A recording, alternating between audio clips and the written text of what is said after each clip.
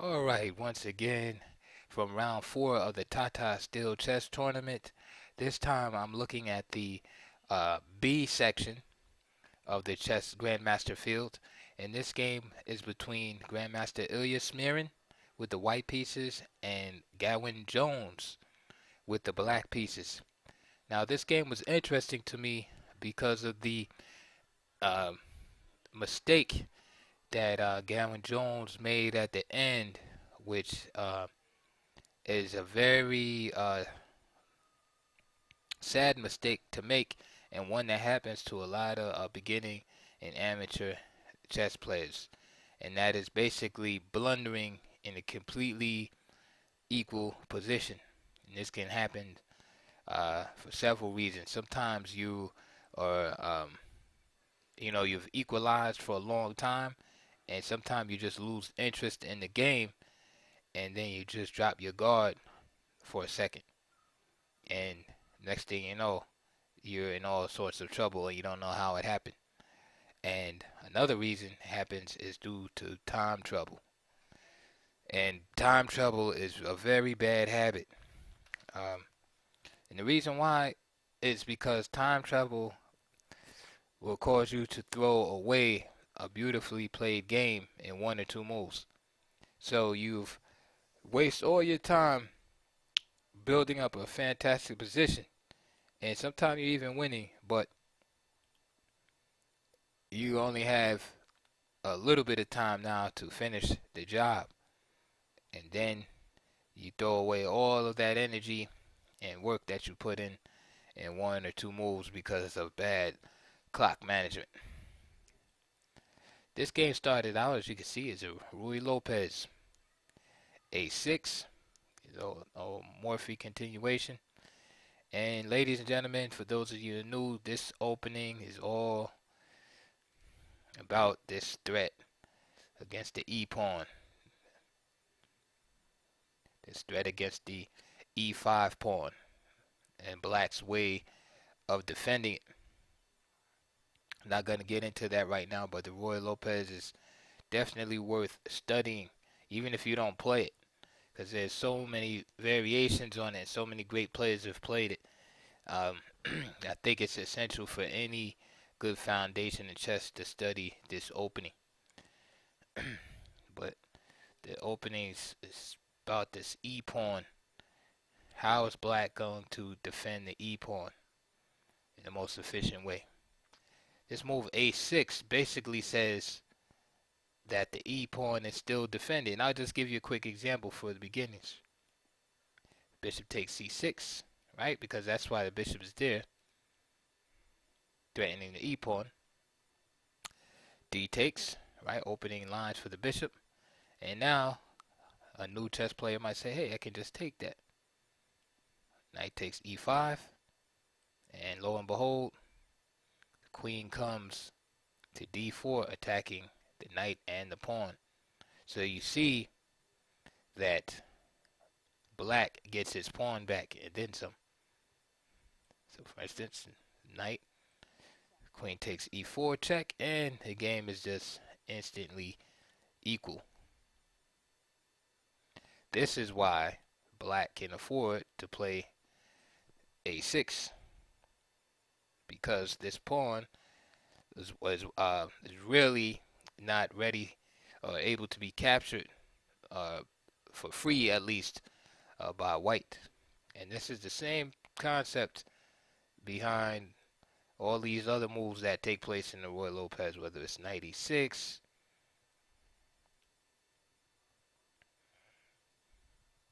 whether you get these moves, excuse me, these moves like bishop c5. This is the old Cordell variation. This is one of the most ancient variations in the Ruy Lopez. And again, it's the same principle. If bishop takes c6, d takes, knight takes e5, you have the same scenario. This time you have a mate threat here since the bishop is here, and knight and pawn are threatened. So the Ruy Lopez is awesome study. But back to this game. This is a whole continuation. keeping the bishop here on board. Practice has shown that it's better for white to just maintain the bishop pair, and just keep the tension instead of exchanging bishop for knight so early in the game in an attempt to try to win this pawn. Knight f6, d3. We see these d3 continuations a lot since the rise of the Berlin defense. Of course, the normal classical Roy Lopez would just be simply castles, bishop e7. Notice the pawn is still, white can't really just capture this pawn without losing his e-pawn. So the bishop e7, rook e1 happens. And now that this pawn is actually protected, now white is finally on move 6 threatening to take the e-pawn. This usually happens. b5, bishop b3, d6, and this is of course the main line Roy. c3 with the idea of playing d4, castles, and h3, and then there's many lines of the Roy. And notice a little concession from black is that these pawns on the queen side can become a bit weak. Now, unfortunately, we don't see that too much these days anymore. We see a lot of anti-Marshall's lines, just kind of offbeat Roy Lopez lines, and this is one of them. This d3 continuation actually could be found in some games by old master Ulrich Doras, and one of his examples from 1911 went from this position, d3, and let me just interject that again, d3 has the same purpose of queen e2, and if white was castled, the rook on e1. Notice that right now white has fortified his e-pawn, and now he is technically ready to capture this knight and then capture the e-pawn. You see, so constantly throughout this opening, the question is how are you going to protect the e-pawn?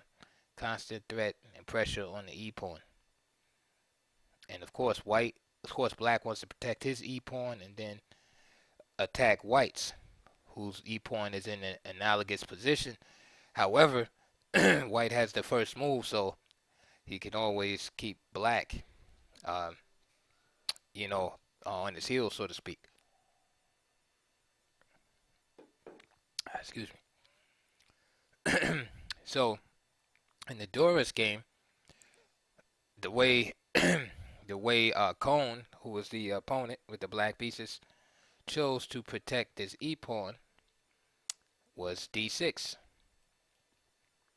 So instead of b5, which blunts the attack of the bishop, he chose d6, which I think is a little bit better because you don't really commit those pawns on the queen side, and it's not, as weakening as playing b5. And also, you're opening the lines for this bishop to come out, and it's just a d6 is to me more useful than b5. So d6, Doris played c4. Excuse me. And now this bishop being blocked behind the dark squares will come out here to g6. And now d4 was played.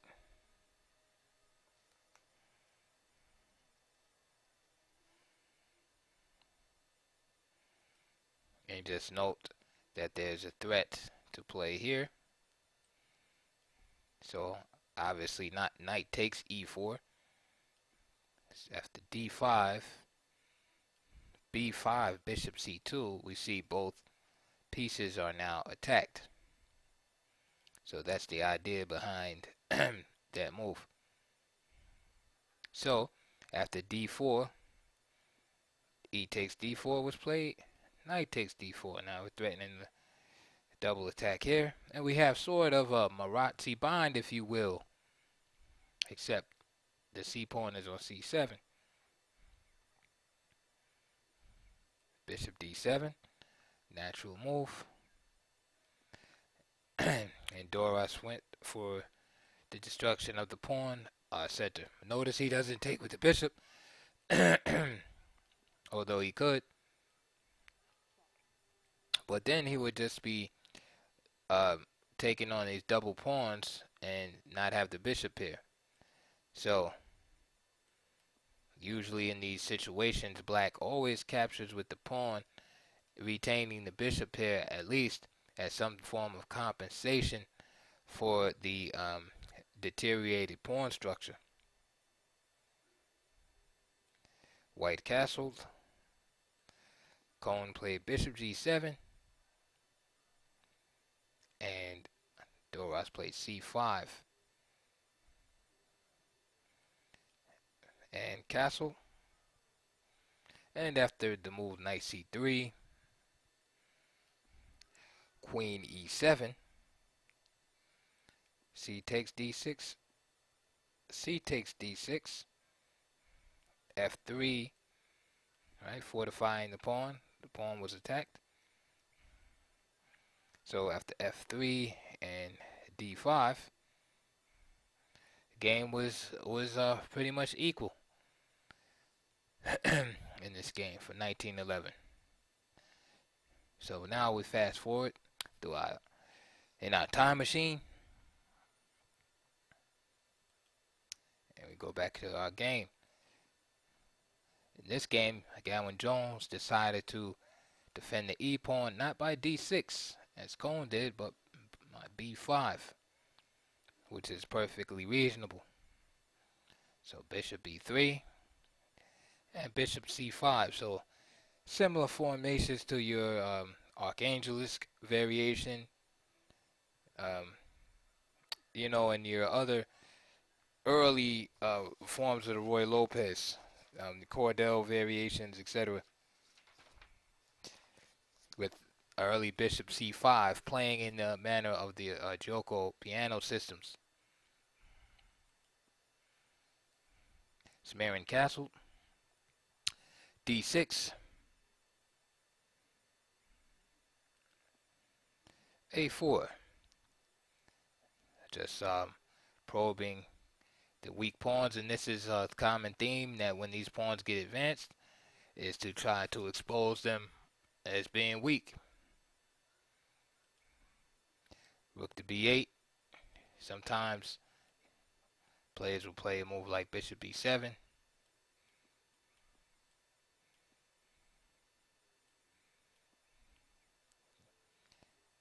And this pawn sometime will come under scrutiny at that time. Well, Gawain Jones decided to play rook b8.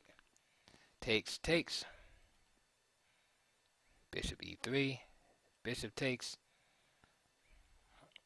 And sometimes players like to exchange in this way as white in order to open up the f-file and coordinate on f7. Sometimes a knight will wind up here, wind up on g5, and help coordinate with the rook and bishop. Castle, knight c3, and now this knight prepares to move itself over to the king side. Knight d5, knight f takes d5, bishop takes d5, c6, the bishop goes back, knight g6, and as you can see here, black is comfortable at this time, and if you look at their times, the times are you know, both players feel pretty comfortable with the position and they're moving right along. Queen E1 was played. Keeping an eye on these squares over here, on the dark squares in general. Remember, white has lost his dark square bishop, so the queen is picking up some of those duties. C5. So here, Gawain Jones starts to take a little time now. Now here, he had about 1 hour 12 minutes, and he used about 11 minutes here to play this move C5.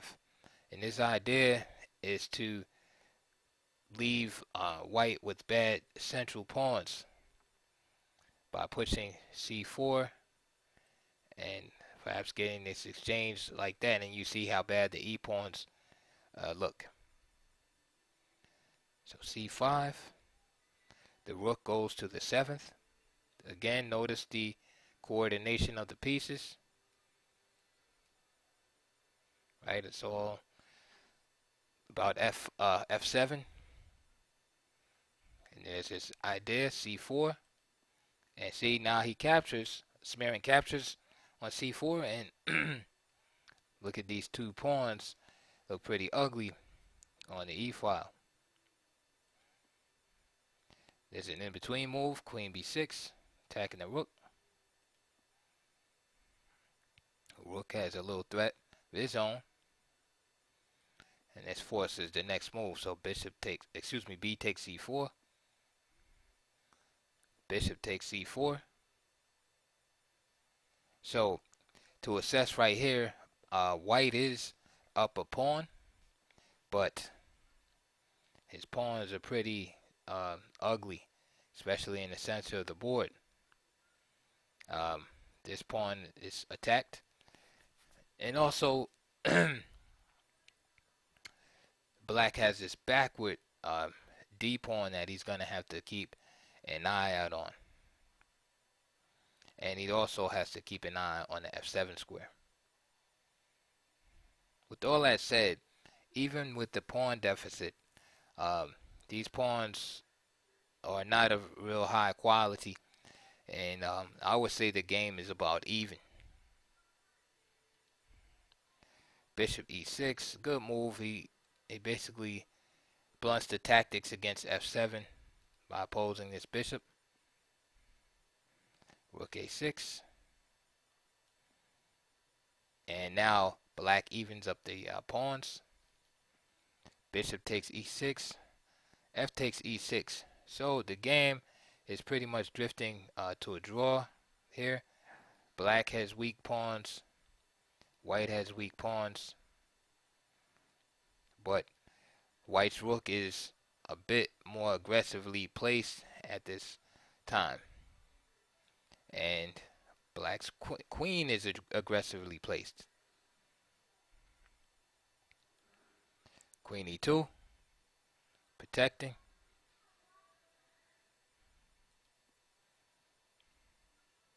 Queen B4, attacking the weak E4 pawn, which has no defender. C4.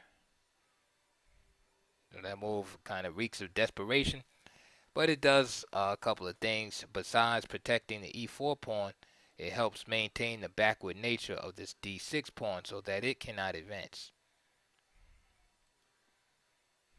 Queen C5. So Jones initiates a little blockade here. So he's attacking this pawn, which must maintain protection, and the C4 pawn.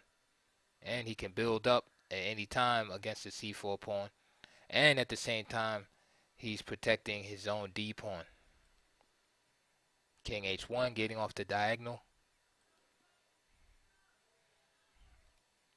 Hope you can see the rook B3 is putting more pressure on the pawn. So we can see black is equalized, and black is even trying to take control here in the game.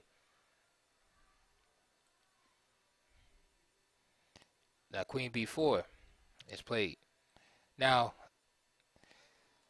this rook is on a good file here, so it's hard to criticize that, the move that black made. But rook FB8, just coming right to this open file, It's pretty good too. I mean, bringing the rooks to the seventh and eighth ranks is usually a real good thing to do, and this move threatens to bring the rook down to the seventh rank.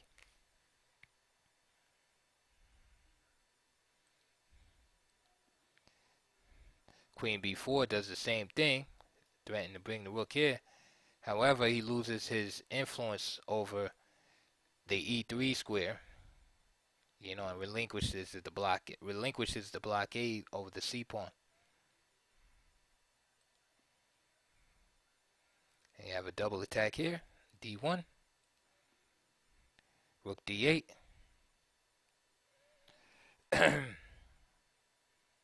And now knight g5. So we see white trying to take over the initiative. Now he has this pawn under pressure as well as the e6 pawn under pressure.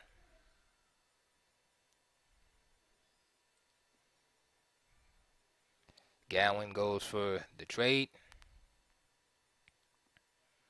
h3, creating loft for the king. Again, the game seems to be just drifting toward some type of draw here.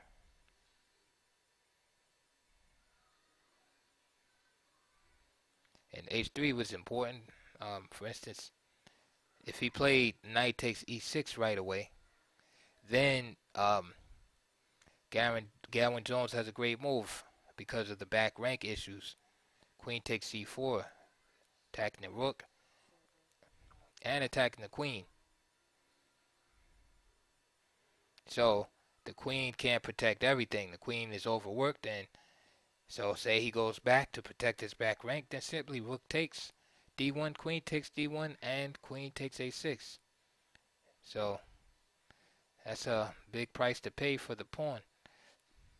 Knight takes d8 happens, and then simply h6, and then you have an even Steven game here.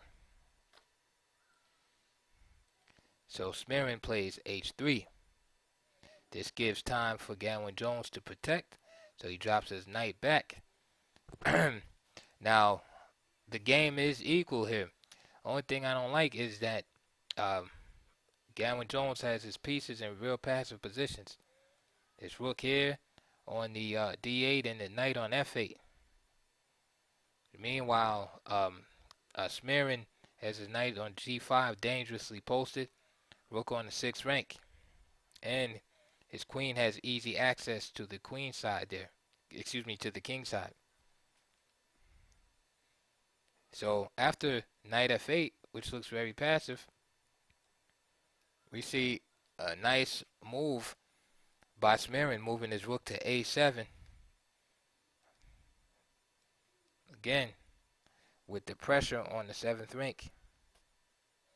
Now even here, black's best bet is just to simply trade and play rook takes d1 check, queen takes d1, and for example a move like queen c5, which attacks the rook, double attack, and attacks this pawn, e3.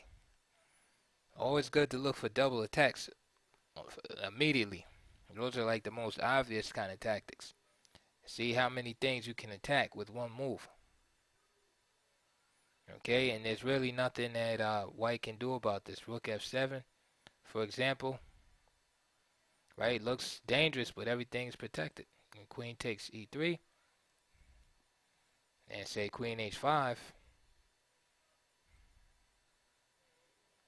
h6, and then what? There's really nothing that can be done here. He would have to sacrifice. Rook takes g7. That just leads to a perpetual check.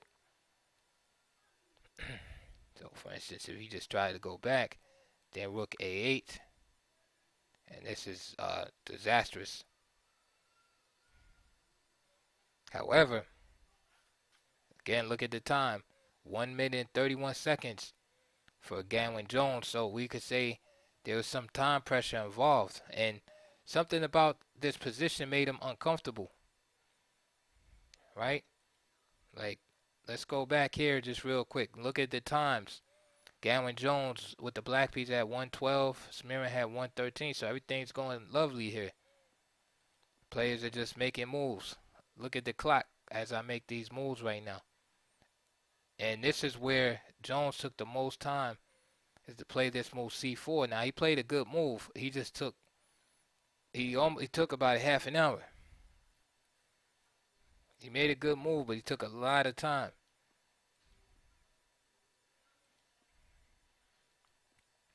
Meanwhile, Smirin kept moving pretty quickly. And this is what I was talking about at the beginning, is you take a lot of time and build up your good position and gain your equality, whatever, only to throw all of that away and time scramble. Now here, Smirin took about a half an hour to move his rook to a6. And this evened up the time. Notice how the time here, Smirin has an hour to 36 minutes, and now it's 36:46 to 36. So again, even Steven again on the time pretty much. Players are going. And Smirin is behind on time here. And Gawain Jones took over 10 minutes to play this move, defending this pawn. c4, queen c5, king h1.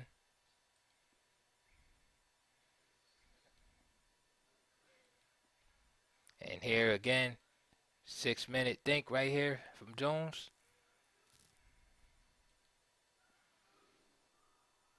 And this is a critical point in the game here. 11 minutes, right? He took almost all of his time to play this defensive rook move here. Rook d8. So now he has 3 minutes. g5, putting more pressure on him. Plays rook d8. Excuse me, rook b1. h3. Knight f8. So here, the game is drawish and black should be able to hold. However, with the minute and 31 seconds left, and only at move 30, things happen. So Smirin simply moved his rook to a7. And this was the position we were at. And I just did that because I wanted you to see how the time changed between the players. So now we see Gawain Jones with about a minute and a half. Smirin 9:46. So Jones is probably, a little nervous here. And he could have played a couple of moves here. One, simply trade off rooks.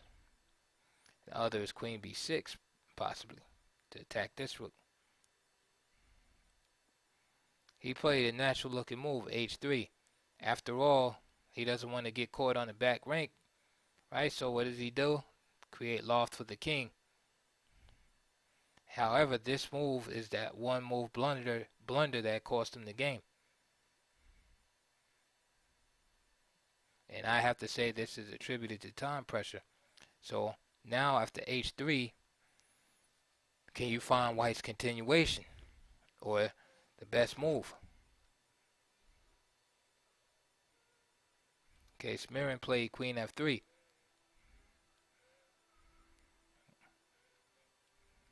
Now queen f2 is accurate also. But queen f3 does the same thing, gets the piece to the diagonal. Excuse me, on the open file. And remember I told you in the beginning about having the F file open. This game it's all about f7. You see, Smirin had this plan and stuck to the plan the whole game. He just kept going back to it and always hanging around, And finally, Jones made a key mistake. So he played h6, weakening the king side. And he was able to play queen to f3. Now Gawain takes the rook. However, there will be no queen takes rook. King will simply run to h2. And how does black how does black stop the mate? Right? It's check here and then mate. How does black stop it? Okay, so he blocks the action of the rook by playing d7, but still the queen can enter. Queen f7, and this is a real simple problem here. If you want, you could even pause and try to find white's next move here. Would you play this move?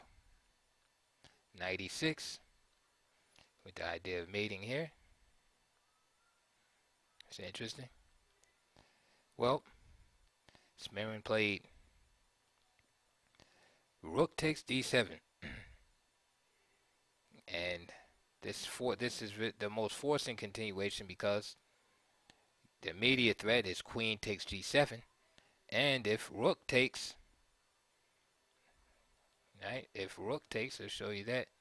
Then just simply queen e8 or f8 mate. So that's why he's able to play that. Gawain Jones is grandmaster. He knows this and plays rook to g8. Now, however, if you know your knight and rook mates, you can see that this does not help black at all. And Smirin simply played the simple combination.